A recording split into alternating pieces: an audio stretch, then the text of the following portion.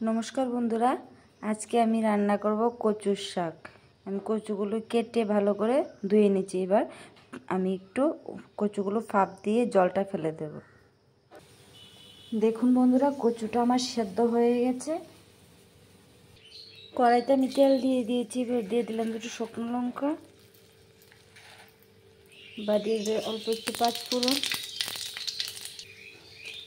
এখানে দিয়ে দেবো আদা বাটা, কাঁচা লঙ্কা, এখানে দিয়ে দেবো চিনি বাদাম, নারিকেল। দেখুন সবগুলো ভাজা হয়ে গেছে। এবার আমি কচুটা ছেড়ে দেব।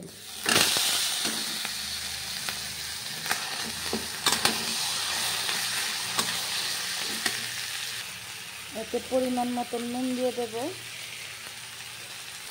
এতে পরিমাণ মতো হলুদ গুঁড়ো দিয়ে দেব, জিরে গুঁড়ো দিয়ে দেব। এবার মিশিয়ে নেব। দেখুন এরকম হয়ে গেছে প্রায়। আমি এবার অল্প একটু ঘি দিয়ে নামিয়ে নেব। এই দেখুন বন্ধুরা, হয়ে গেল আমার কচুর শাক। আপনাদের কেমন লেগেছে অবশ্যই জানাবেন। ধন্যবাদ।